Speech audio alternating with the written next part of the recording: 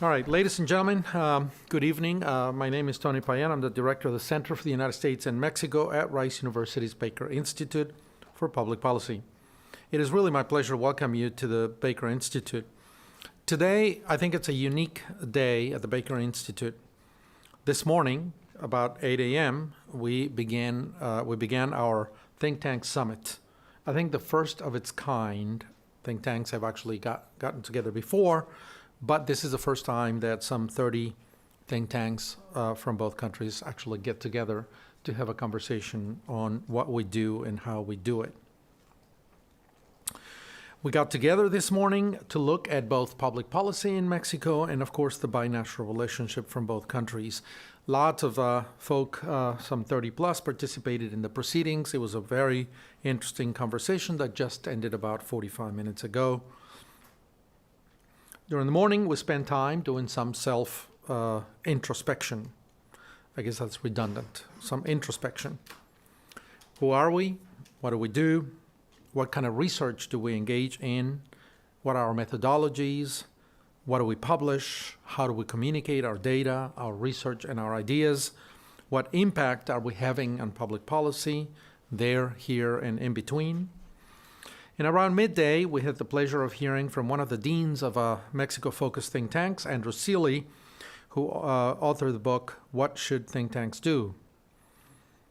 Then, during the afternoon, we spent time working on some of the key issues, central ideas, and primary narratives that will help us refocus our attention on the binational partnership from within each country and from outside looking into the binational relationship.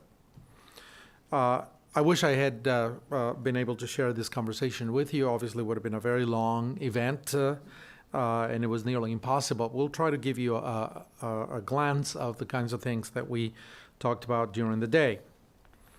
So we turn to that conversation just now with you.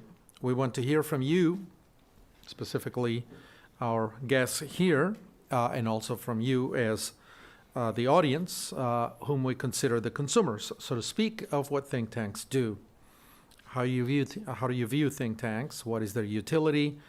How do they reach you, our guests, and you when we engage in conversation?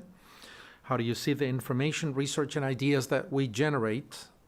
How do they impact decision-making in your job, your business, or the way you use information?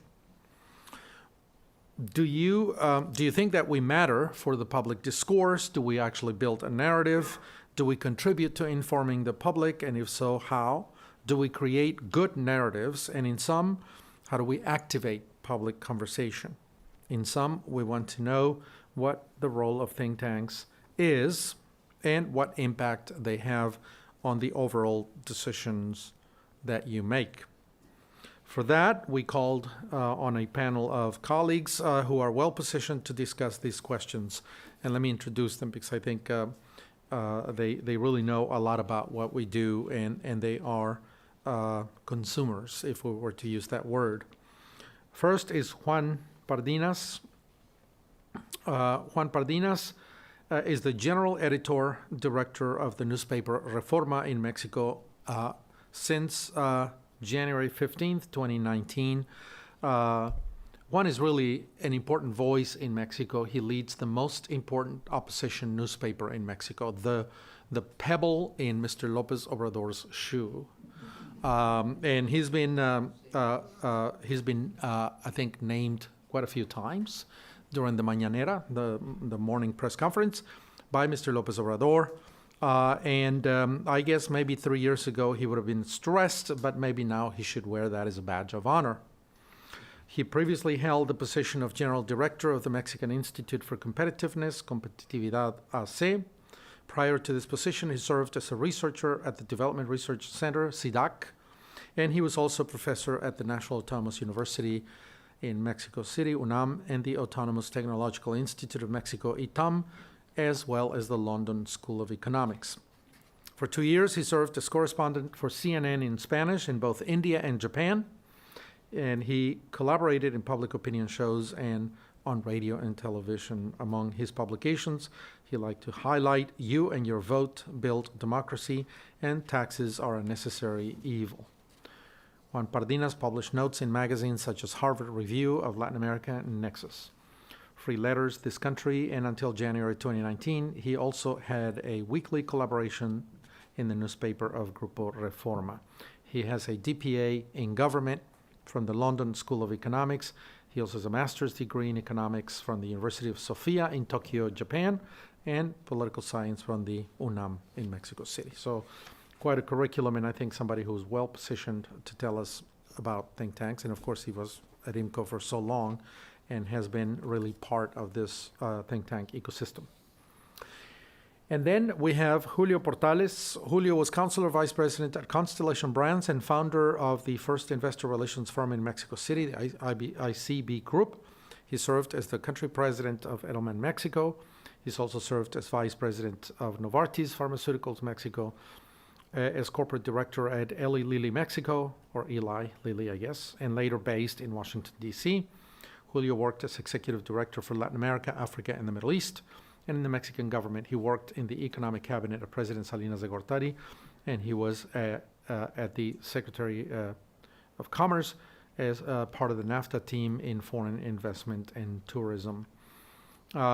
He's currently a member of different boards of advisors at various universities and companies, and Julio started his career as a journalist of TV, radio, and newspapers in the state of Michoacan. Later, he was UK foreign correspondent for Expansion, the most important business magazine in the country, and he was the owner and publisher of Le Monde Diplomatique in Mexico for 5 years. He has a PhD in economic sociology from Essex University, an MBA from the Mexican Institute of Technology, and a diploma in business finance from Harvard University. He studied international relations at Iberoamericana University in Mexico City. And it is really my pleasure to welcome one of our non-resident scholars, Claire Silke. Claire Silke is not only a non-resident scholar for the Center for the U.S. and Mexico here, but she is also a specialist in Latin American affairs at the Congressional Research Service in Washington, D.C. So he knows how Congress works from the very guts of Congress and what they demand and what they ask for and how they think. Silke came to the Congressional Research Service in 2003 as a Presidential Management Fellow. As part of her fellowship, she completed rotations at the State Department in the Dominican Republic and the U.S. Agency for International Development in Washington. She currently focuses on Mexico, Venezuela, and Central America with a special focus, and I think Haiti too, right? Okay, and Haiti. We had lunch in Washington in December when I was inviting her to come over in January. And she mentioned Haiti, with a special focus on security issues and immigration. During her tenure at CRS, Silke has published numerous reports and confidential memoranda on both country-specific and regional issues in the Western Hemisphere. In 2017, she completed the Fulbright Specialist Grant in Mexico, where she lectured at 15 Mexican institutions and on bilateral relations. Silke holds an MPA and an MA in Latin American Studies from the University of Texas at Austin. If you haven't read Claire's reports in the Congressional Research Service, I think they're really fantastic and they're really very informative. Lots of good stuff in what Claire publishes.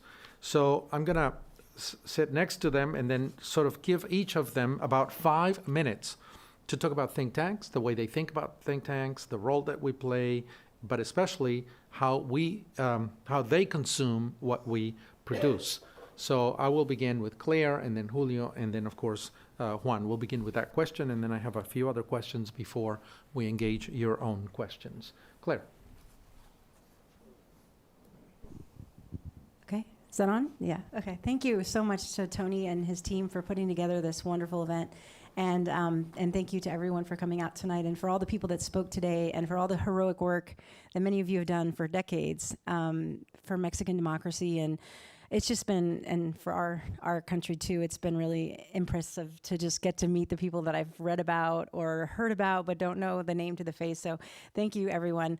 I would say that right now, I mean, I started at a relatively calm time in bilateral, well, yeah, relations, but also in Congress. There was bipartisanship. It was pretty calm, and I think the last 5 years at least have been really a moment of challenge for both countries, different times. And I think as the United States has grown more polarized, I think where I work has become more important because we're a safe space for people to kind of call.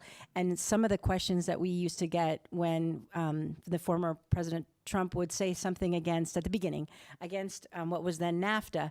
Well, we would have people from Texas who obviously you can't be against relations with Mexico or trade with Mexico if you're a Republican from Texas. So we would get a call from them in privacy, and everything that we do is like confidential. If it's a member's office or a member's going to meet with the president, or they're traveling to a country, or they're hosting a dignitary, they call us and they ask for sometimes even a member briefing, but a lot of times it's for their staff. To what should we say? What is the most important issue that you would bring up? And they don't have a lot of time, so they don't want you to waste their time. And I think part of what think tanks do that's so important is that you have a little bit, and we're kind of like that too until we had 2 huge retirements recently, and so now we don't have enough people covering things. But before, like, we had the time to read. I was joking with people that it's really hard when you get a 65-page paper in Spanish and you're still printing it out. Before COVID, I would print everything out and I'd highlight it, and my little notes. I was one of the nerds who read your things no matter how long they were. But now I think the hard thing is, people are doing everything just online and on Twitter or WhatsApp or whatever they're doing. And so it's hard. I still think it's important to read the documents and to really delve into it if you have time. But then I think the job of think tanks, one thing that someone brought up today was just maybe sometimes you need different versions of things. Like you need the really nice long report that you give for people who are specialists, but then the shorter stuff that's the 2-page bullets for the senator who doesn't have time, who just wants to look at it on the plane home. We're learning that too. I think we're sort of like a think tank for Congress. How many of you guys know the CRS? I mean, it's a few, but not that many. Because I went to school out here in Texas and I had never heard of it when I found the job. I was like, what is this place? But basically, we do nonpartisan research about every topic that faces U.S. policymakers. And I find that covering Mexico, there's a woman who specializes in trade, and there's myself who covers kind of politics and security and migration. But there's also specialists who cover water issues on the border, or there's specialists who cover tons of immigration issues always, but very technical issues too, like the electricity grids or solar energy or what's going to happen in Sonora, everything. So I think Mexico, people always say these same lines, it's intermestic, it's the country that affects us most every day. And I do see that I do believe that most of the interest that comes to me is brought about by domestic concerns.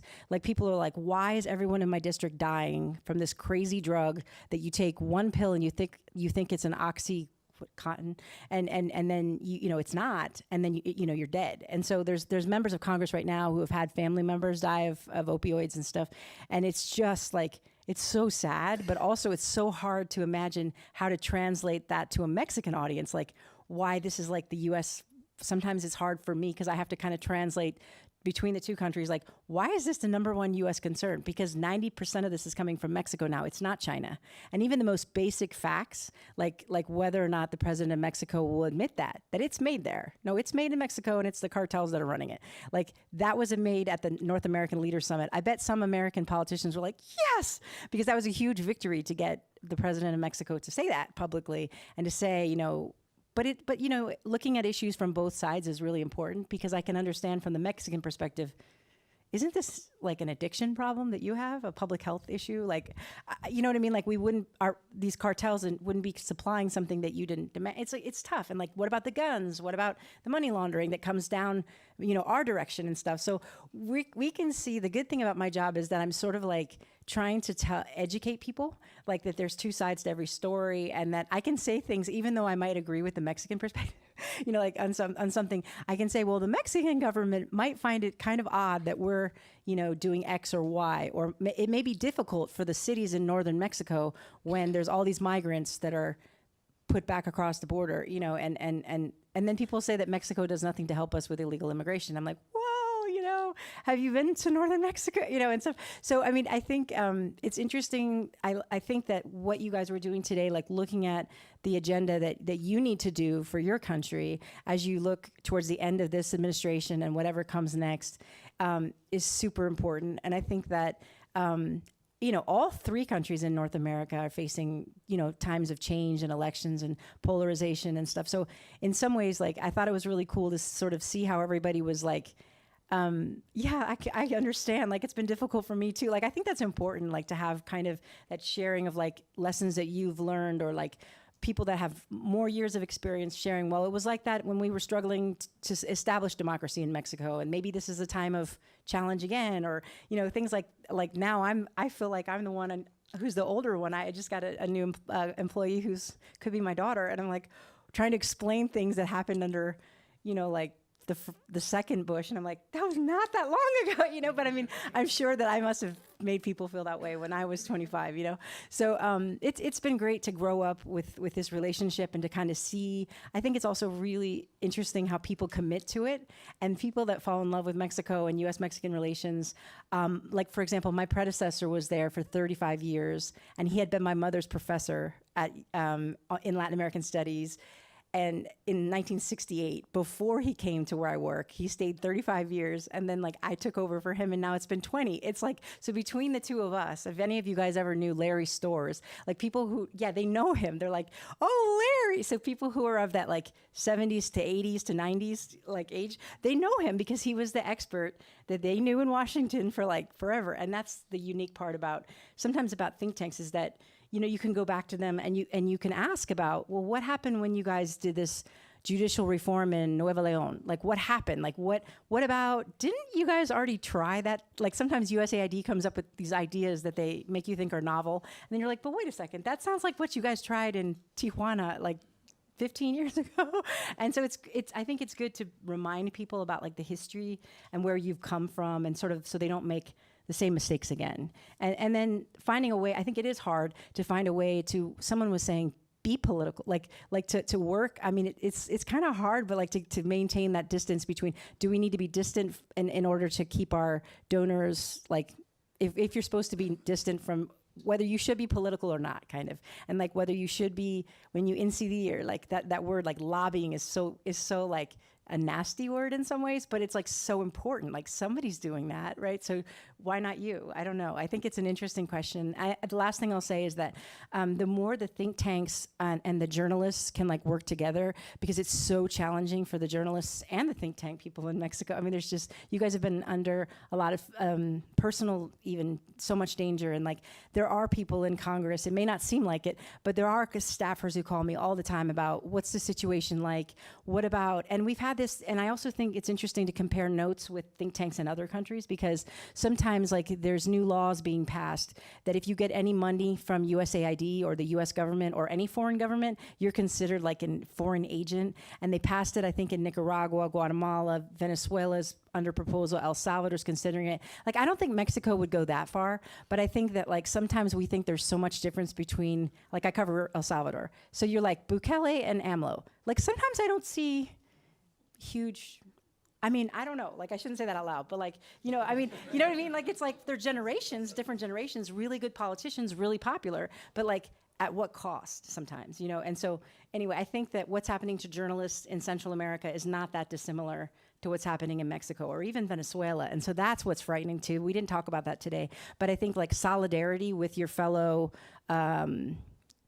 people that do what you do is really, important, because there are people from El Faro in El Salvador who are award-winning journalists who are living in Mexico because it's safer for them.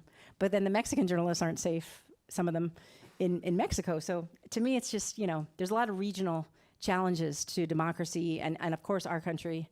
I mean, I can't really comment, but like the last couple of weeks have been really, and then what happened in Brazil, I mean, it's unbelievable, but you can't even make this stuff up, right? And so as someone who actually works there and who knows people that were there on, January 6th, it's really difficult, to say to new colleagues, oh no, it's fine, we'll just go brief them, it'll be fine, just be nonpartisan, I mean, like, well, what if they have a gun? Like, what if I don't know how to make you feel like everything's gonna be okay, because I think it will be okay, but, in the same way that when I send my kids to school, you know, and then I'm the PTA president of this middle school, and like we get calls for, you know, people threats about, you know, calls for, you know, somebody's going to bring a gun or something. So it's just like times are really difficult, and I think that the solidarity that you guys have and just participating today like really opened my mind to a lot of issues that I think it might have been, I don't know where you are, but some of the people brought up looking ahead, like looking at climate change and different issues that would appeal to the next generation is important too. So I'm sorry I was a little bit rambling, but I really appreciate all your work, and I'd like to be able to translate it to bipartisan audiences that probably wouldn't read the same information if it was written by, like, for example, sometimes like a Washington office on Latin America. If I'm Republican, I probably wouldn't read that, even though what I write is very similar to what they write. So like, you know, it's kind of silly, but I don't know if that happens in Mexico, that like if one NGO writes it, but then Reforma writes it, or Animal Politico publishes it, like, then it's okay? Like, are there certain medios that are fine or not? You know, I don't know. Anyway, but thank you all so much, and look forward to talking. Thank you. Julio, I think from the... Thank you, Claire. I have a couple of questions for you, but we'll come around. Julio, you're a businessman. You've been a businessman for a long time. Same question. If you don't mind, let me do this in Spanish, only for clarity and precision. Podría yo decir que hace 30 años que estaba yo en el gobierno, si algo era claro, y por ahí lo mencionaba María Amparo, de cómo producían piezas de información los think tanks, y simplemente, pues, Luis Rubio llegaba con el presidente y se lo entregaba, y el presidente hacía caso de lo que estaban pensando, de alguna manera, la inteligencia mexicana. Yo recuerdo cuando estaba en el equipo del Tratado de Libre Comercio, Roberto Salinas era, bueno, nos hablábamos todas las semanas. Roberto me traía documentos de Heritage, me traía documentos de Cato Institute, me traía documentos de el Fond Mises, en fin, pero siempre había papers con ideas. De alguna manera, diría yo, la construcción del México de los últimos 30 años sí estuvo acompañada de ideas, y de ideas sólidas, ideológicamente probablemente cuestionables hoy día, o muy cuestionadas hoy día, pero había ideas. Y había entonces un herramientaje que nos permitió trabajar a los que estábamos sentados del lado del policy maker, de una manera en la que nos permitía tomar decisiones adecuadas con datos, con datos duros, con ciencia, con técnica, ¿no? Y además se fomentaban, Roberto me invitó muchísimas veces a venir a discusiones acá en los Estados Unidos o en México, donde había oportunidad de discutir estas cosas con la academia, con intelectuales, con empresarios, con financieros, en fin, sobre lo que estábamos construyendo en ese momento. Digo, yo era de los chavos, de alguna manera, del equipo del presidente Salinas y de Jaime Serra, pero de lo que estaba construyéndose como lo que iba a ser de alguna manera el andamiaje del Tratado de Libre Comercio, ¿no? Hoy día, 30 años después, veo, y desde el punto de vista del sector privado, veo un completo divorcio. Evidentemente, todo lo que se está produciendo, todo ese volumen de datos, tocaba ahorita Edna, México Evalúa, genera una barbaridad de datos sensacionales que simplemente en las altas esferas del poder de hoy día en México simplemente no se toman en cuenta, ¿no? Pero también me preocupa que desde el sector privado no necesariamente estamos teniendo el vínculo necesario que debemos de tener con ustedes. Estamos trabajando en las diversas organizaciones empresariales, en Coparmex, en el CCE, en Canacintra, en fin, sobre una serie de documentos de propuesta país, que debo de decir, por cierto, se van a presentar en estos días. Coparmex va a presentar su plan de nación. Ya por ahí hay una organización de la sociedad civil que de alguna manera ha liderado Dante Delgado y el ingeniero Cuauhtémoc Cárdenas, que el día 30 también van a presentar su propuesta de nación, se llama México Colectivo. Estoy yo muy vinculado con todo el trabajo que está haciéndose a nivel de las organizaciones de la sociedad civil, con Poder Ciudadano y unidos con Claudio X González y con Gustavo de Hoyos, que también hemos estado construyendo durante un año una propuesta de nación, pero estamos construyendo una serie de propuestas sin trabajarlas con ustedes. Y ahí es donde creo que escribí hace unos días Luis Rubio en el Reforma la semana pasada. No va a nacer una propuesta adecuada, nueva del país que estamos queriendo diseñar en esta agenda del México 2025 and Beyond, si no es una propuesta de todos, si no es una propuesta amplia. Si es nada más la propuesta de un grupito, no va a servir. Estamos regresando justamente a lo que ya la ciudadanía dijo, que así no tiene que ser el país.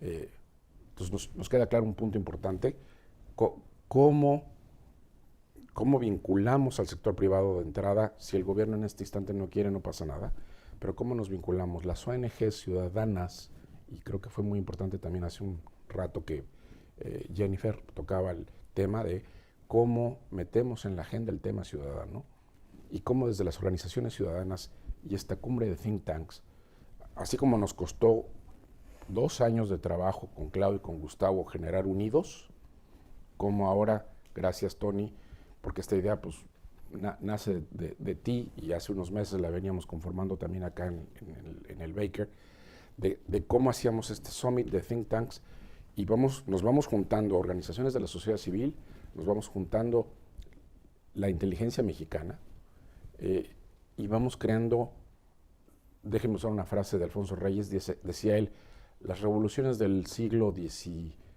XVIII, XIX, en fin, fueron revoluciones generadas con ideas. La Revolución Mexicana no fue acompañada de ideas. Para crear de alguna manera la agenda del Nuevo México, creo que tiene que venir acompañada de ideas. Y las ideas, a final de cuentas, están aquí con las organizaciones con las que estamos presentes. Y de muchos más, sin duda. Pero creo que ese es el punto básico. Generar una propuesta amplia o una suma de propuestas, que también es parte de lo que hemos estado hoy día discutiendo en México, con lo que se va a presentar por lo menos en este mes. Sí, esas son algunas propuestas, pero hay que presentarlas a la sociedad y hay que discutirlas conjuntamente con los think tanks, con el sector privado y con la sociedad civil, ¿no? Si el gobierno las quiere tomar en cuenta, platicábamos hace unos meses tú y yo, ¿no? Pues probablemente el gobierno de México hoy día está cerrado. Bueno, que siga cerrado, pero 18 meses, muchos otros tenemos que estar pensando qué es lo que visualizamos que tiene que ser. No me gusta la palabra, pero diría yo un plan de reconstrucción del país del 2025 en adelante, ¿no? Yo aquí me detendría para dejar. Great, thank you.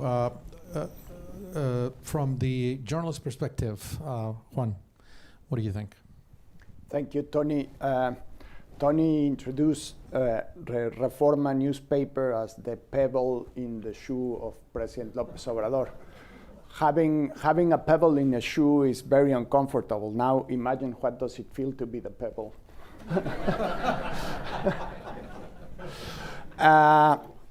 Well, we want to see what think tanks do in this context. And I felt that a bit of pessimism with my colleagues. I used to be part of the think tank community, and now I imagine that the newspaper works as the best windows that the think tank community in Mexico has to put their ideas forward in Mexican society. But I felt this pessimism, and in a way I understand the pessimism. You have a political leader that sees isolation as a source of strength. You have a leader summit in Mexico, and the biggest issue for the Mexican government, you have Joe Biden, you have Trudeau, and the issue for the Mexican government is where Air Force One was going to land. When the airplane landed, the whole agenda for the Mexican government was already achieved. So what does the Mexican think tanks have to do in this context? Is if we see the present, I would say it's a source of pessimism. But I would have to relate to one of my favorite speeches ever that was given as a commencement speech by J.K. Rowling about the force of imagination. And I think think tanks should imagine with facts, imagine with hard data, imagine with evidence, the potential that these two nations have in a common future. My favorite piece of infrastructure ever in the world is a pedestrian bridge that crosses from the airport in Tijuana to San Diego. It crosses the border. With a pedestrian bridge, you give San Diego a second airport. Someone at some point, and I would love to, from the perspective of a newsman, I would love to recreate this story, how that bridge was built, who had the first idea. I could imagine all the bureaucracy that they have to face from both sides of the border, from both cities at federal level, at state level, at city level, but they managed to build the bridge, and they managed to give the people of San Diego a new airport and the people, the airport in Tijuana, a new market. What if we take this example and start imagining all the opportunities we have in the border? Once I was visiting a Honda factory in Birmingham, Alabama, and we were talking about this great free trade agreement and the integration between the two countries. And then one person that worked in the assembly line told me, yeah, everything works fine. The big problem we have, it's the plastic containers, where the Mexican factories that send the pieces for the cars are packed. There are plastic containers like this size, like kind of the trays you use in an airport to go through the x-rays. The problem they have in this assembly plant in Honda is that the trays were made in China. So they came with the pieces, they were assembled in the US, and they returned to Mexico as a Chinese import. And it was a huge hassle and a huge bureaucracy. And said, sometimes we have the pieces, but we don't have the plastic trays. So Andrew Seeley was telling us that we needed more like street savvy. And I would translate that we need to imagine and we need to listen better. We won't have these great ideas that will transform the relation between Mexico City and Washington. But we could maybe conceive a bridge from other city in the border to cross. We could imagine how to make life easier for these assembly plants, improving the flow of some plastic trays. We could improve, for example, the sea communication between the Yucatan Peninsula and the Florida Peninsula and the East Coast, the southeast of Mexico and the east of the US. There are so many opportunities, so many things to do, so many universities that are in neighboring cities through the border, that maybe in some university you have a certain faculty that you don't have in the other side. How could we communicate? It's a much more minimalist agenda based on economic sectors, not how do we integrate both countries. It's too big. It's how do we integrate better the flow of plastic trays between the two nations? How do we build more pedestrian bridges in the border? How could we find enough investors for a ferry that will go from Puerto Progreso in Yucatan to Miami or to Tampa? There are so many things to do. But first, before doing, we have to imagine those things. And I think that's a huge opportunity for the think tanks. Not to reduce the relation between the two countries, just what happens in Washington, what happens in Mexico City. And I wouldn't blame it even on President López Obrador or even on President Trump. When Mr. Obama and Mr. Peña Nieto met in Toluca some years ago, like 6 years ago, something like that, 10 years ago, one of the issues in the agenda was to improve the forest where the monarch butterfly flies. Don't take it bad on me. I love the monarch butterfly. It's a beautiful animal, and I think should be protected and have all the resources to do it. But really, the two heads of a state meet to protect the monarch butterfly? Don't we have more things to imagine? Is there no ambitious there? I think the pedestrian bridge would be much more useful in so many ways. Of course, you need a commission and some ways to solve the protection of the monarch butterfly, but we cannot blame them only. We could also blame us in a way of lack of imagination of the potential we have. Through the time I have been speaking, I hope it's the 5 minutes that Tony asked me, there's more than $5 million crossing between the border. From the perspective of a newspaperman, every $1 million that crosses the border, it's a great story. It's a narrative. It's opportunities in one side of the border and in the other side of the border. It's more than $1 billion every 24 hours. And there are so many stories to tell, so many narratives, and so many opportunities to improve those flows.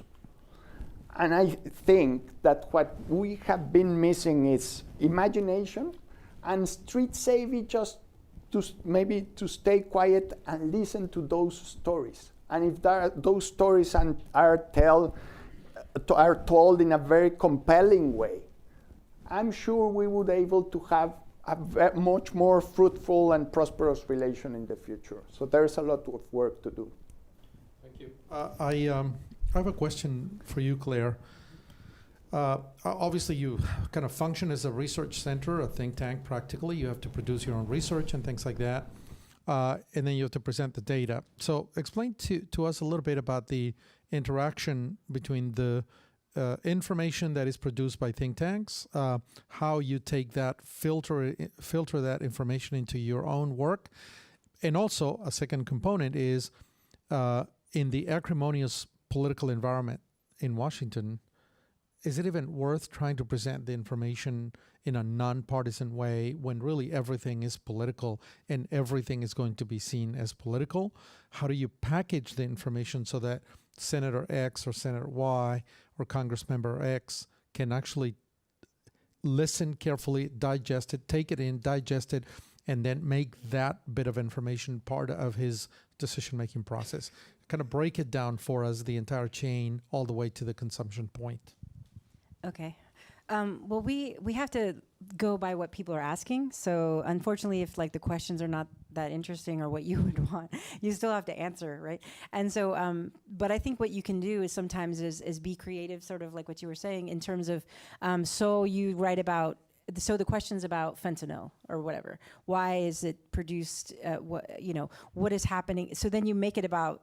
You do say that the where the precursors are coming from China and where the chemicals are getting diverted into Sinaloa, and you talk about a little bit about the drug cartels and how it gets. But I think that part of what we're supposed to do is to kind of and there's not that many sources sometimes about issues like that written by Mexican think tanks, because it's not really a Mexican problem. I don't think it's more our problem. And so that's a tough one, but I try to tie it back to what a Mexican think tank's been talking about for a long time: impunity, lack of a rule of law, the militarization of public security. Now you have the ports, and the ports are run by Semar or Serena, and so you're like, is that the port directors are run by? And so then sometimes what I try to do is I went to Mexico in September, and I met mostly with, the Mexican government officials who are willing to meet is not as many as it used to be. But I met, I had a wonderful day put on by the U.S.-Mexico Foundation, was so generous in connecting me to a lot of the think tanks and stuff, but also just Mexican journalists and contacts who I know, to just try to get a flavor for it. And then a lot of what we do, the written part can't be as interesting because it has to pass through, I shouldn't say that, but it has to be kind of sanitized. But then when you'll be asked for a briefing, and that's where when you're just in a room with someone, or like a couple of, and staffers are usually more moderate, I would say, than sometimes their bosses, and then their bosses are more moderate than they have to be on the cable television if it's just a private meeting, so sometimes they can kind of, take in more information. And I think one thing that's that I feel like is interesting is, like, just today I got a question about they haven't met for 10 years. The Mexican senators have been wanting to come up and meet with the U.S. senators, and the U.S. senators haven't had a meeting with them in 10 years. And so just today, I got an email. Do you think a 3-hour meeting to discuss the bilateral agenda would keep the Mexicans happy? Like, would that be enough? When usually it's a huge day-long event. And it had been happening every year for 50 years from 61 to 2011 or something. And so this lapsed. And the U.S. Senate has not met with the Mexican Senate in more than 10 years. And I was just at the Mexican Senate in September, and all the parties, it's hilarious. One thing that unites them is the agenda with the U.S. Like, they were all like, we want this, we want that, the guns, everything. And so it was just kind of sad because, you can try to incite ear to the congressman, no, Mexico's really important, like, you should have this IPG. And I guess 3 hours would be all right, but it seems like not quite enough time to discuss such a big relationship. But what we have to do is work with what we have, right? And like get across the points that maybe the think tanks want you to get across, which is you got to address the rule of law in Mexico, even though it's boring and it's not sexy, and we've been talking about this for 20 or 30 years. And you've got to address like demand. The thing about this is that it just gets a little bit repetitive. And so I think one thing that's hard for if I were a think tank just covering Mexico is how you don't get like depressed by the same topics. The agenda of the IPG, the Inter-Parliamentary Group meetings, were the same from 1960 to 2011. Security, immigration, and trade. The 3 issues. That's it. It's not climate change. It's not, energy. Even when the energy reform was happening in Mexico, it was really interesting, right? It was still within the trade. So it's like we think of each other in these 3 buckets of goods, and we have a hard time thinking like, let's do one on educational exchanges, or let's do one on, because it doesn't seem significant enough. Those are the 3 issues. And they were the same when I was a child, and they were the same before I was born. And it's like, so I think tanks, if they could sort of spice up what is on the bilateral agenda, maybe by starting at a local level and then building out. But yeah, it's sort of like you read a lot, you get a lot of questions on some issue, or you realize there's going to be a ton of hearings on something coming up, then you better write about it. And then I don't know about you all, but I think we struggle with dissemination because we don't have a very good Twitter account, or, like getting this stuff out there is tough. And it's very, that's hard, is to get people to hit on what you've written and then to have the patience to get through it, because it's just, they don't have time. Yeah, there's a curious thing. I recently got a phone call from a local Congress member who will remain unnamed unless it slips out. And obviously he said, look, I want to meet with you when I have a conversation at my office, and I want to talk fentanyl, right? And I'm like, well, I can talk fentanyl, but it'd be nice to have a broader agenda. But that was it, and it was a direct message. He was one of the potential heads of the Homeland Security Department. The Homeland Security Committee in the House. And I think he didn't end up there, but he was a potential man. So to me, it was like, okay, he's going to hold hearings, and then he wants fuel, he wants information, he wants a background to then perhaps call a bunch of us to the Hill to talk about this issue, and then bang in the head. And so it becomes kind of an unproductive conversation sometimes, and I'm afraid that it's just too acrimonious there. But that's how they. On the other hand, though, when one party controls everything, then it's only the real progressive caucus that had any issues about the Biden administration. So when it Right. is, nobody was having any hearings at all, and it's like, guys, like if there's an issue, regardless of whether but you don't feel like you can ask a question. Right. Yeah. But I'm glad you ended with the social media point and the presentation of information. So Julio, what's your interaction with think tanks through the media? How do you consume it? Do you read these long papers, 300 pages, 20 pages, 30 pages, 10 pages, 2 pages, or do you just capture the infographic on Twitter? How do you get to that information, digest it, integrate it, and then make your decisions or shape your thinking? What's the medium or the media really that you use to get to that information, or is it through conversations? How do you get to that in your own?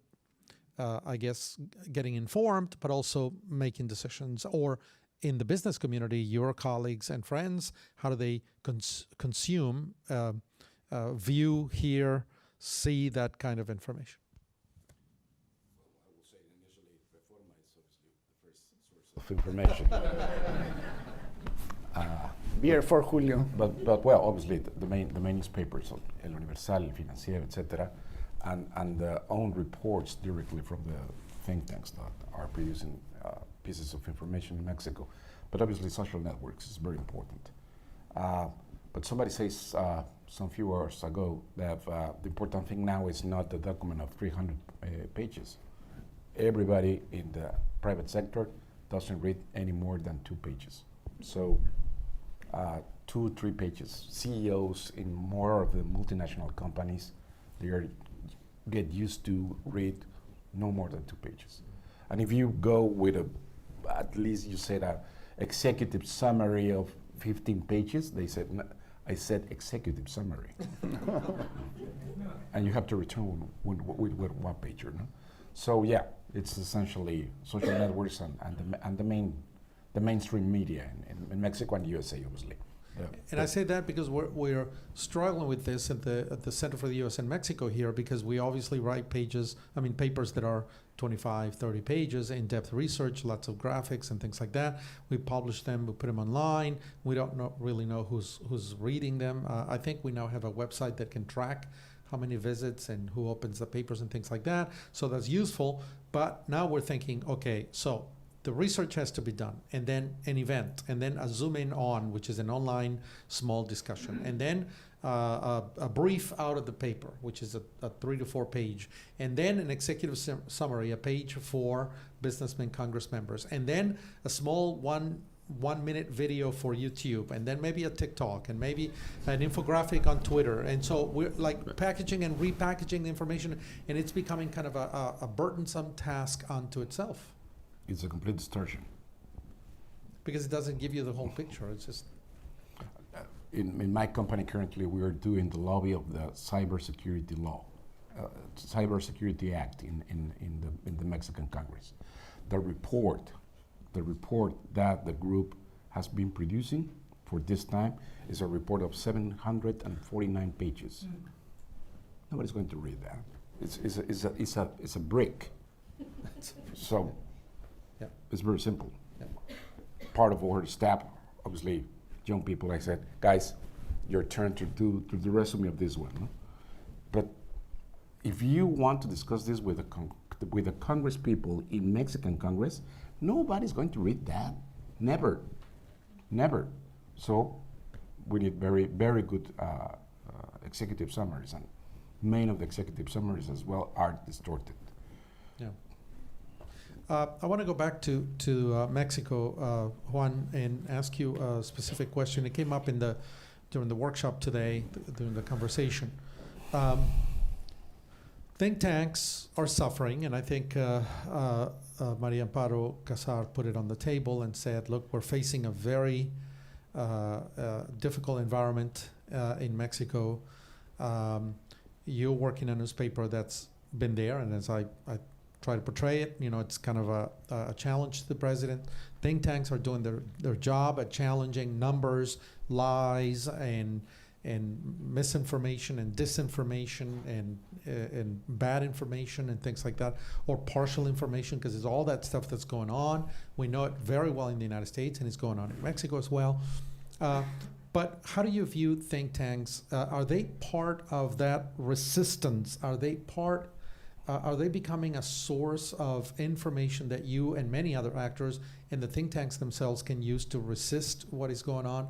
My impression, as I said during the workshop, is that Mr. López Obrador, if he had been left alone, he probably would have destroyed much more. His agenda would have probably been total annihilation of anything that wasn't him and what he wanted. And yet there we are. There are the think tanks resisting, answering, giving information back so how do you are they really that effective? Are they being effective? What do they need to do to make sure that they themselves contribute to reducing the damage that's being done by bad policy in Mexico? And how do you view them in that regard? I think they are fundamental in one issue, to remember that facts and hard data are fundamental for decision making. The way the president disregards hard data and treats any kind of evidence that it's not under his control as a political attack, it's scary on a daily basis. But when you see the work of Maria Amparo, Maria Elena, Edna, IMCO, they said, well, there are some people that are remembering that the importance of data and making the message go through society. And that those parameters of evidence, those parameters of reality, will help us to get their act together at one point in history when political context allow.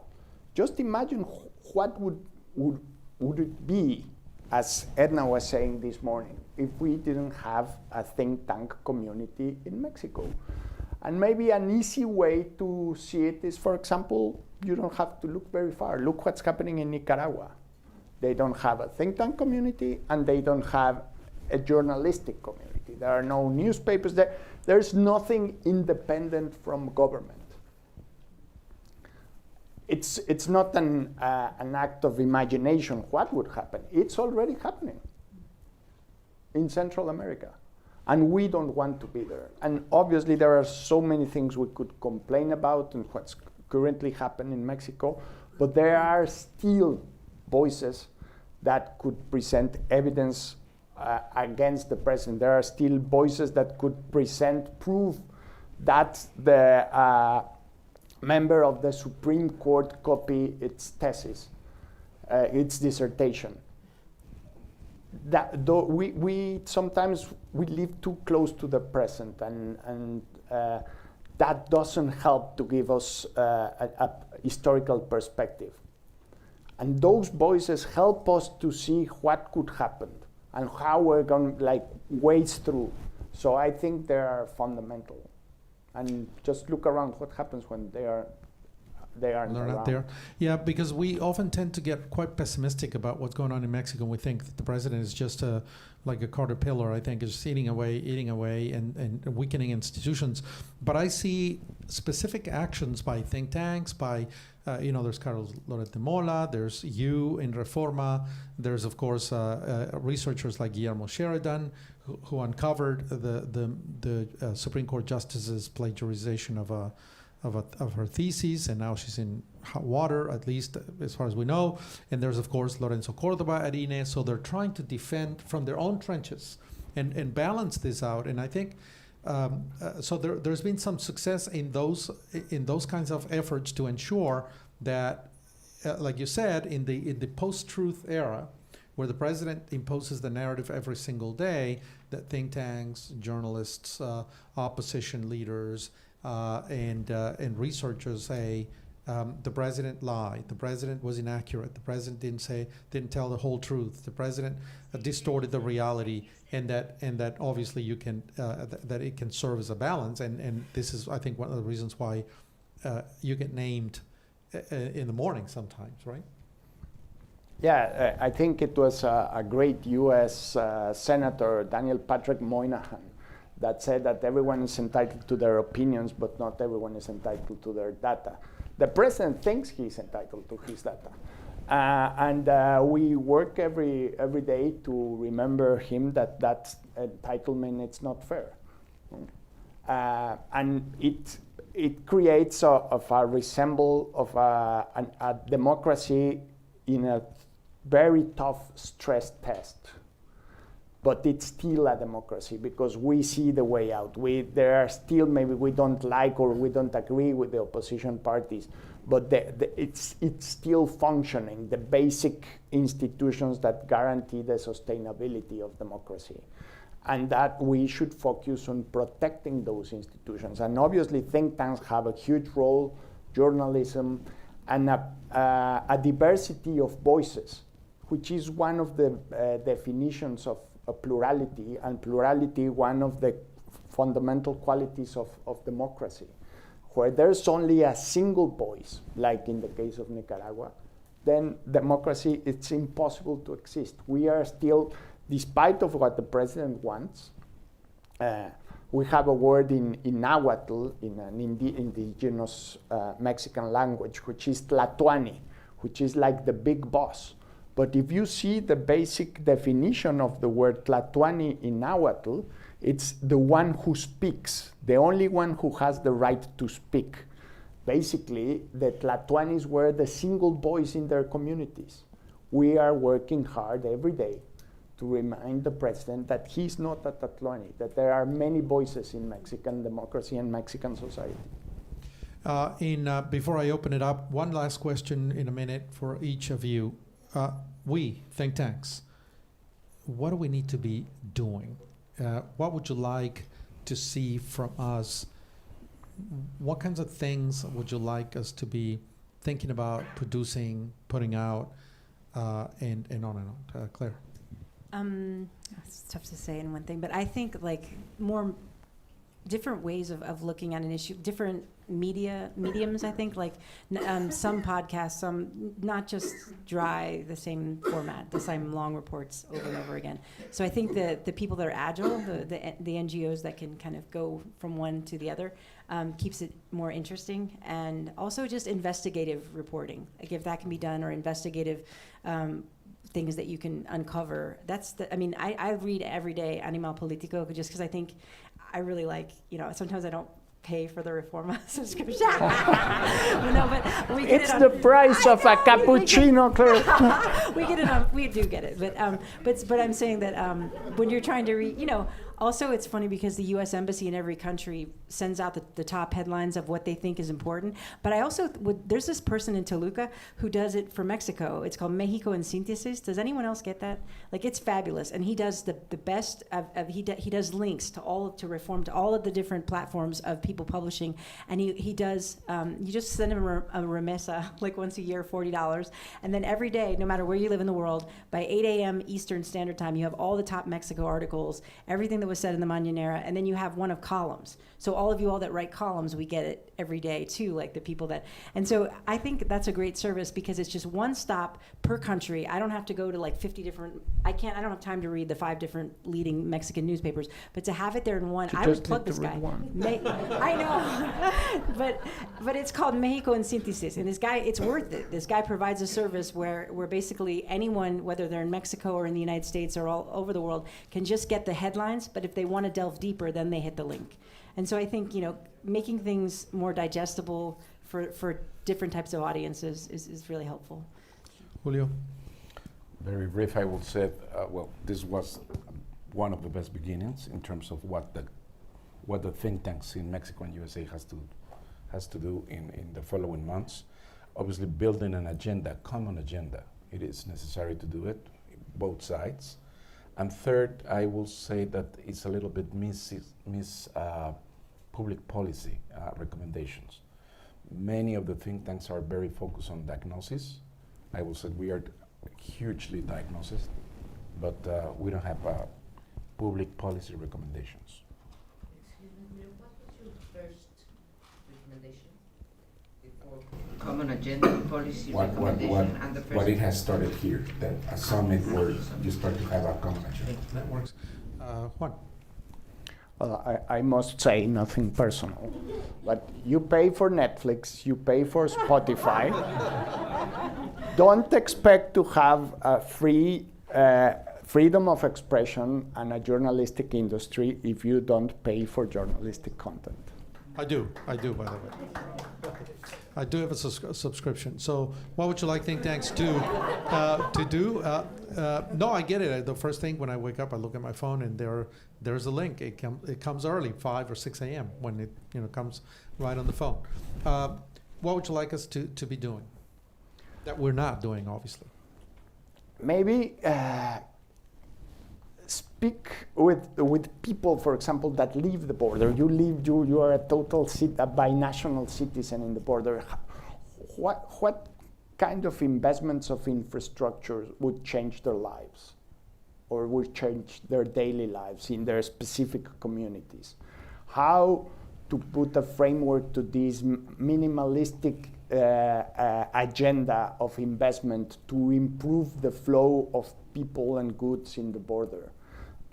Kind of reframe, just to think that for 30 years, the conversation between the Senate, the two Senates in Mexico City and Washington, had the same issues.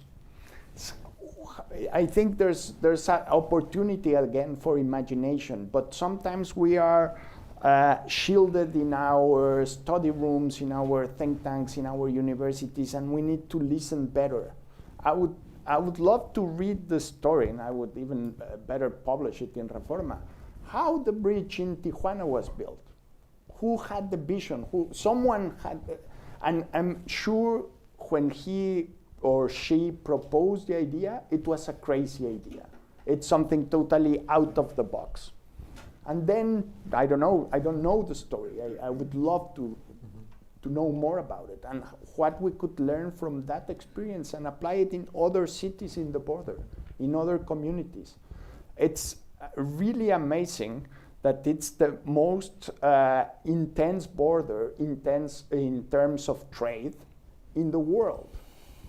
And we don't put, as governments and nations, more vision on how we could improve the quality of living, the quality of all kind of transactions we have. I think there are huge opportunities and huge stories to tell.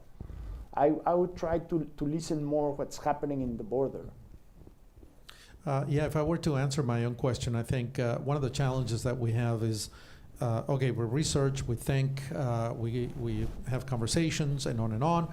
And then I wonder, how do we reach the homemaker, the taxi driver, the street vendor, the university student? How do we penetrate into those lower circles to kind of inform, but also shape public opinion and sort of prepare the ground for social change?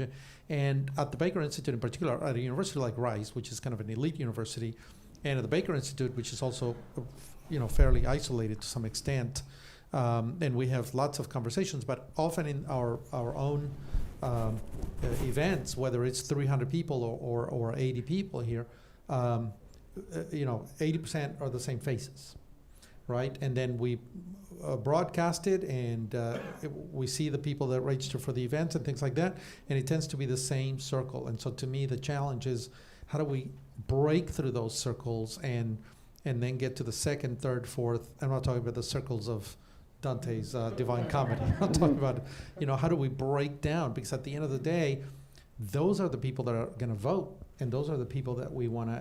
And ultimately, if you can't talk to politicians because they're close-minded or they're, they don't want to hear but what they want to hear, but there's a couple of things that they do pay attention to, and that's money, votes, and newspapers.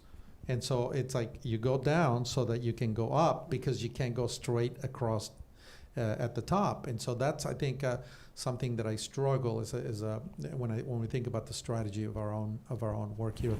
I have another border story. I think it was in Otay, also near Tijuana, in the border, that they improved the crossing and they invest millions of dollars, both countries, to have more lanes in the crossing.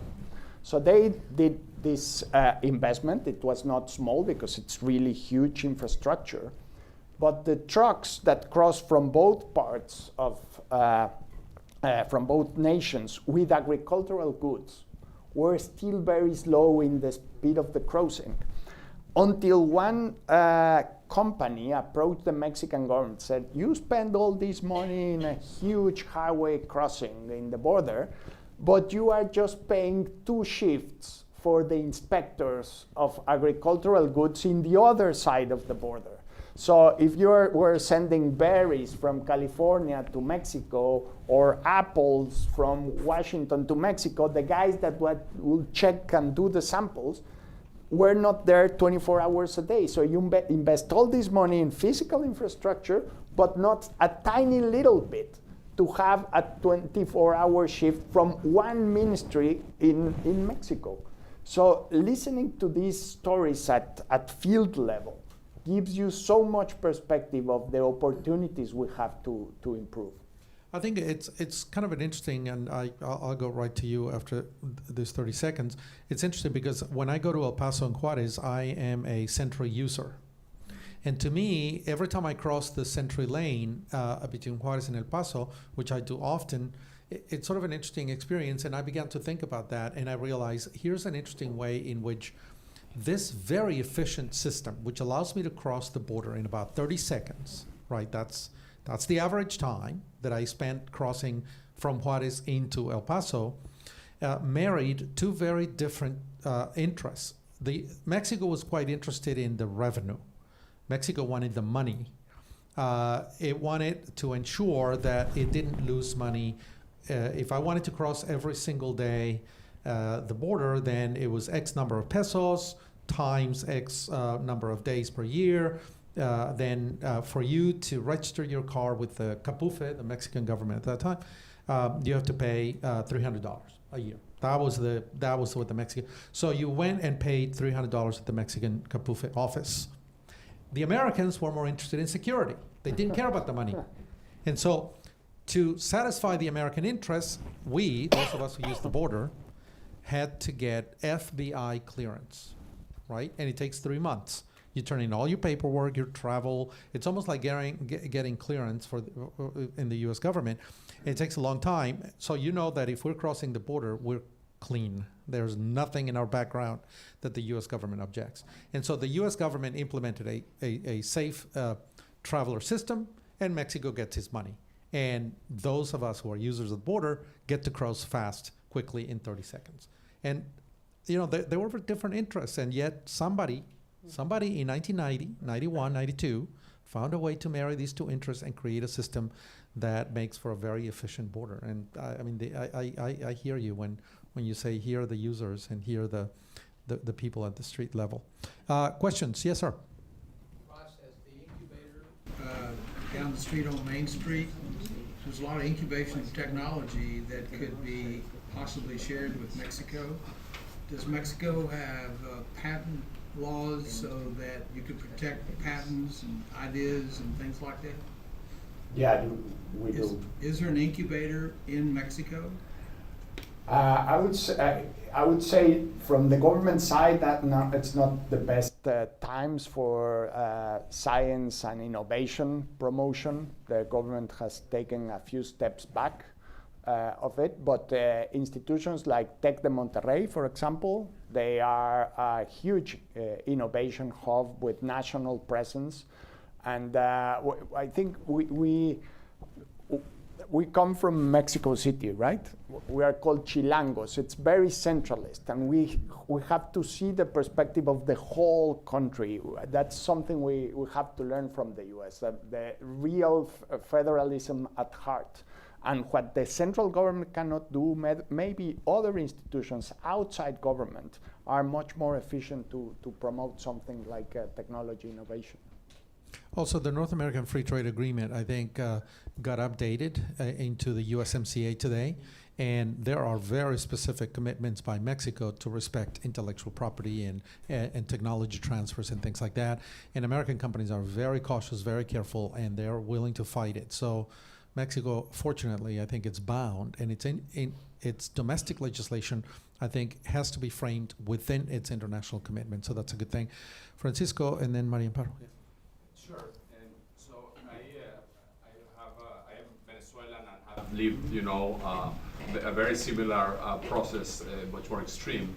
I direct the Latin American Energy Program here at the Baker Institute, and I have a strong ties with Mexico. Worked with the Tecnológico de Monterrey for almost a decade, and I'm in the external review committee of the CIDE. So I've seen first line, how the president has tried to destroy this very fine institution. And I have seen that in other countries in South America before. So my question is, what do you think, let's assume or suppose that Morena wins again the elections and Claudia Sheinbaum is the next president, for example.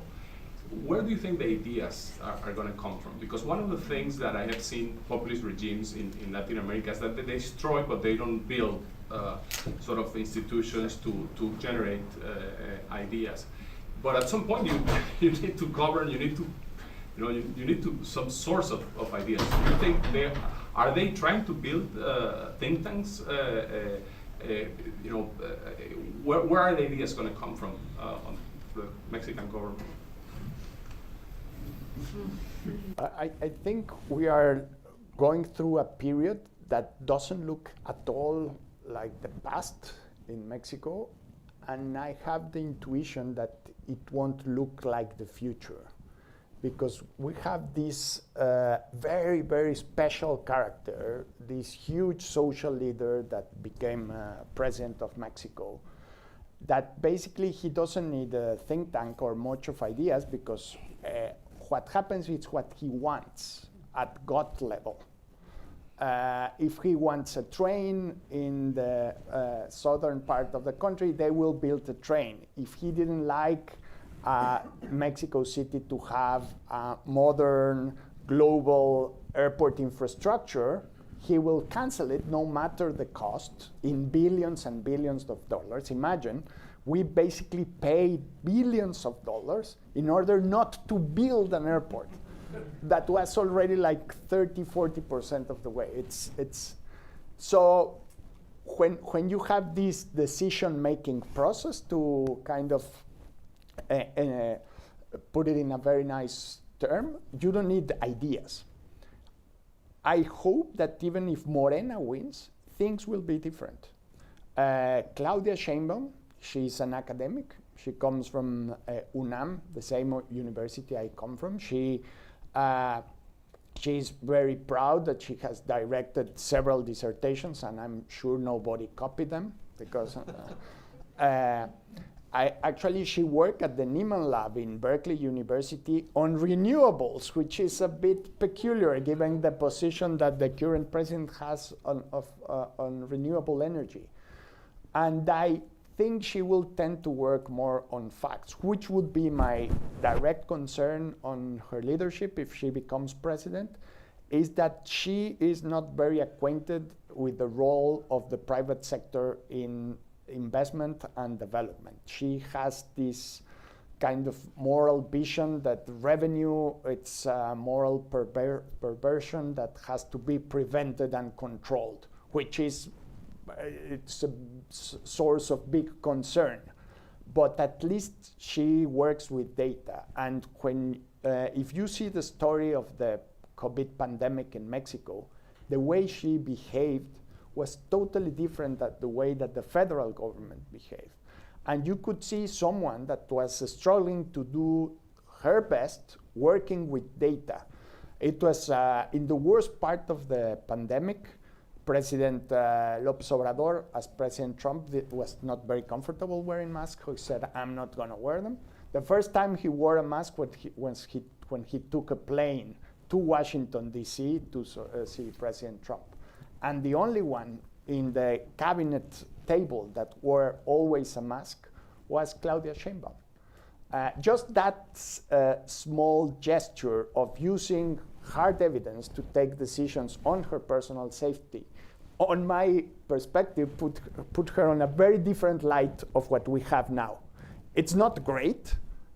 There's a lot of challenges and there's a lot of issues, but there's not so much anger or nihilism. Basically, the agenda of the president is try to do their best to destroy whatever was before him, and kind of have this rebirth of the nation and the republic with his government. I think we will have a much more pragmatic leadership, no matter who wins. It won't be as bad as what we have now. Interesting. Bueno, Pablo. Me encanta el optimismo de Juan. It's a moderate pessimism. Yo también creo que es difícil que haya algo peor. Y me voy a disculpar porque voy a hacer una pequeña pregunta a cada uno y luego voy a salir corriendo a vacunarme, porque en mi país no me puedo vacunar porque el proceso de compra de medicinas fue una No toma problem. de decisiones. You go ahead. I understand. Ok, Yeah. entonces, gracias porque nos podemos ir a vacunar. Pero, a ver, Juan, primero, Tony, una cosa que no dijimos allá arriba, en todas las cosas que dijeron todos y muy buenas, es cómo, no solamente cómo llegamos a la gente, sino cómo traducimos ese llegar en participación de la gente. Creo que esa vuelta de tuerca nos faltó. Juan, dices de la imaginación, y vaya que tú eres un hombre imaginativo, pero te pregunto si este gobierno no frustra, no es que impida, porque seguimos imaginando cosas y hacemos propuestas de política pública, pero que no llegan nunca a buen puerto. Entonces, yo ya no sé si el reto es de imaginación, y les doy un ejemplo, creo que igual de menos simpático que el de Juan, pero igual de importante. Se le ocurrió un conjunto de 2 o 3 académicos, jóvenes estudiantes aquí en Princeton, economistas, que una manera que el IMSS tenía para ahorrar dinero, si tú tenías una enfermedad crónica como la diabetes, que ya sabes que vas a tener que tomar insulina toda tu vida, ¿por qué en lugar de darte una receta por un mes y cada mes tienes que volver por tu receta, ocupas un consultorio, media hora del doctor, faltas al trabajo, tienes que pagar el transporte, etcétera? Decidieron estos muchachos proponerle al gobierno que se diera por 6 meses. It makes Fíjate, sense. Yeah. no hay nada más barato que esa idea, ¿sí? Bueno, se implementó un año, llegó el presidente López Obrador y la quitó. Entonces, no es falta de imaginación, Juan, es que nada llega, ¿sí? Nada que, como tú dices, proviene de guts del presidente llega a buen puerto. Así que tomo tu recomendación de que sigamos teniendo imaginación, pero creo que el problema es que no importa lo que propongas, no transita. My second recommendation is imagination and patience. Patience is a virtue, possess it if you can. Seldom found in women, never found in men. ¡Ole! Julio, estoy de acuerdo contigo, sí, y gracias por decir que si nosotros no existiéramos y demás, las cosas serían diferentes, Julio, pero nos pasa un poco lo mismo con el sector privado. Yo estoy de acuerdo contigo, me encanta además como lo llamas, plan de reconstrucción. Habemos aquí algunos, que no puedo decir quiénes, más que de mí, algunos invitados a este evento del 30 de enero, ¿sí? Y a otros eventos.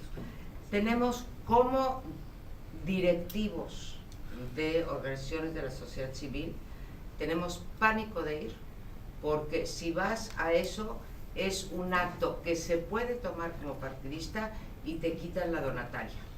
Entonces, estamos en algún sentido amarrados. Anuncio que voy a ir a ese evento, pero de repente dices, pongo en riesgo mi organización. A esos niveles hemos llegado. Y Claire, ojalá y siguiera nada más, como dices, en la agenda, nada más seguridad, comercio y inmigración. Yo creo que una manera que tendrían ustedes de ayudarnos es en introducir otros temas, porque no queremos llegar aquí como a la situación de nuestro vecino, porque el Estado de Derecho, los independientes de los que hablaba Juan, en Nicaragua ya no hay nadie independiente del gobierno. Si pudiesen ustedes poner en la agenda de la relación bilateral cuestiones como la libertad de expresión, la democracia, derechos humanos, Estado de Derecho, etcétera, nos harían un gran favor.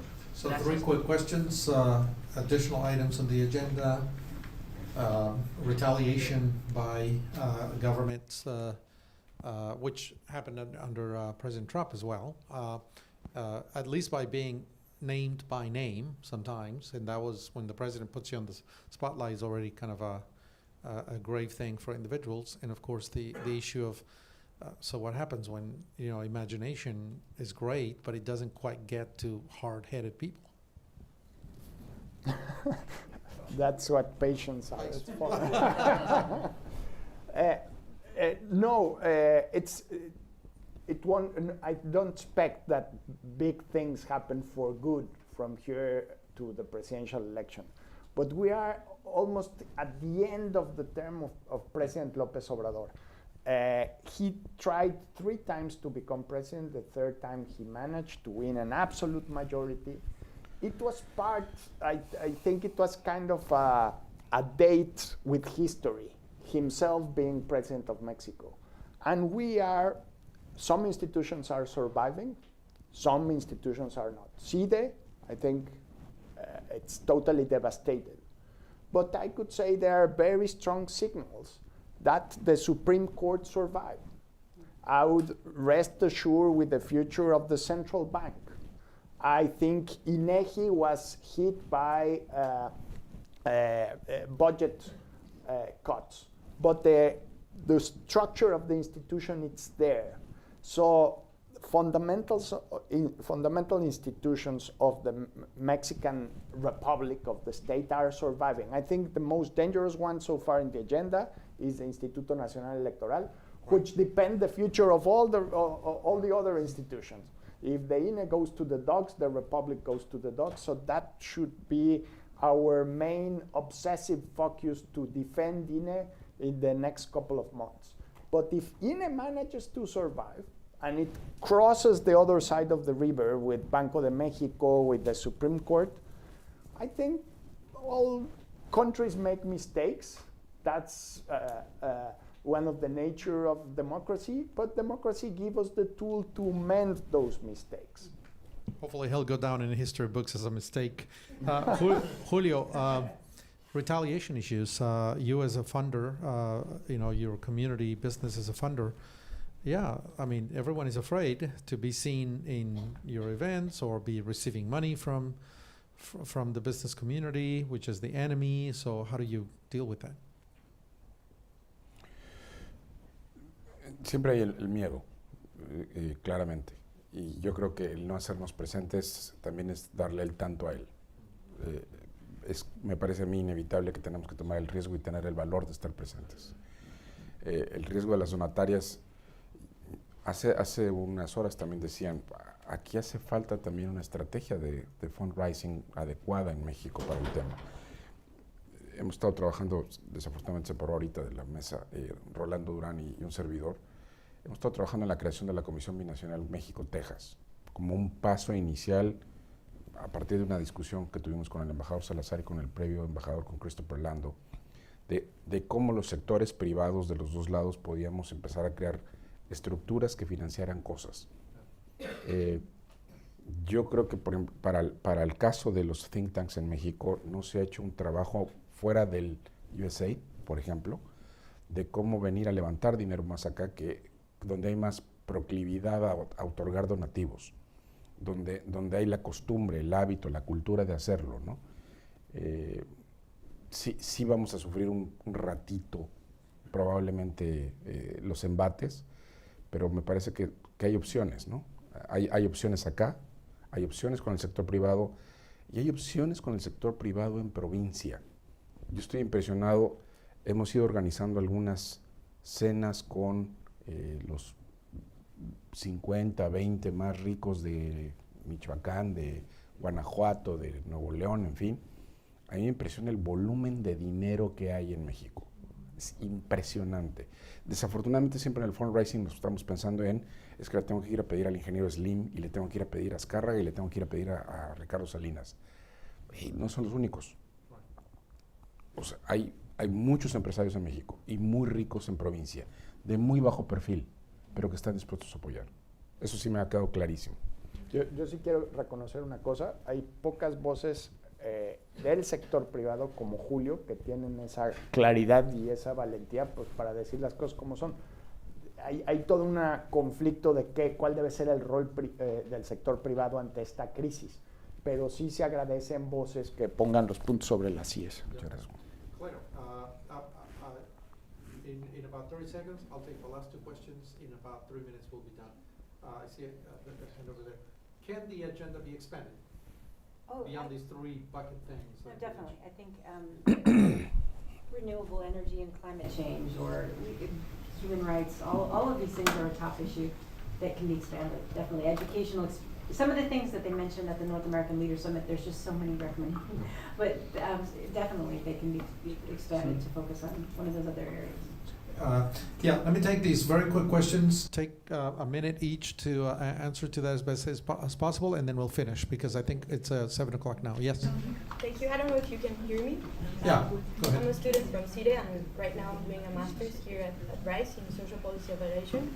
And thinking in this light of the hopeful pessimism or building bridges, I'm trying to think of the role that you see in think tanks in shifting from this old-fashioned research to a new type of doing research that really involves the public sector. Because I think that no matter how small your format is, no matter if it's a 1-minute video or a tweet in 140 characters, if the public sector is not involved in doing that research or in coming up with the questions that they're really interested in, they're not gonna listen to it. So what do you think is the role of think tanks in doing this sort of research practice partnerships, and how can we go about doing those links between the public sector and the academia, so we guarantee that it's not only graduate students that are reading the research, but actually decision makers using that research? Good point. Yeah. Dr. Cardenas has mentioned a couple of times about imagination. And he said we don't need to use it too much, we only have to look at Nicaragua. Okay? Dr. Payan has said that it's the people who has voted. That's why we have those governments in those countries. We're exploring the role of think tanks. Dr. Payan also mentioned about the population. If they continue to elect that type of government, what kind of think tank, what can the private sector with all the money can do if they are not convinced and if they don't understand the process and we continue electing that type of government? That's my position, and I think both of you already have the answer. The role of the think tanks is try to find a way to reach the people. Last, Roberto, were you going to add a question? Yeah, And then we'll close. Well, more of a brief comment than a question. Because I remember, Juan, when you alluded to that commencement speech at Harvard in 2008, and which has greatly influenced my own way of approaching these things. And it's imagination, but it's failure too. And that comes into, I think for the think tank community, it's really, really important, and in the face of everything that's happened. There's so many stories in the border. With Julio, we've spoken. What if the monies that went to the Tren Maya would have been invested in the type of infrastructure project in Baja California? But the Sonora, Arizona Commission was talking about doing a 24/7 pre-approved NAFTA train that would, imagine, that wouldn't be $1 million a minute. That'd be $1 million a second that is coming back and forth. So yeah, you can imagine these things, and it didn't happen, but you know, we got to go back to the drawing board. What did we fail? And that imagination aspect is important. 1 minute each, and then we close. Claire. I think that there's so much to be done to set that bilateral agenda that I would like to also echo what you all were saying, that I think on both sides of the border, we need to look forward and maintain this contact that we've gotten today. I really look forward to kind of keep reading all that you're producing and then think of ways to kind of present it to U.S. policymakers in a way that's positive, hopefully. Great. Julio, last word. I love the idea of micro agendas, in the bilateral micro agendas. I would say, for instance, Roberto mentioned the Sonora Arizona Commission. We are trying to resemble the Sonora Arizona Commission with the Texas Mexico Commission. But for instance, with Sonora Arizona Commission, in the last year, we've been discussing the problem of water, how Arizona is going to solve the problem of water, okay?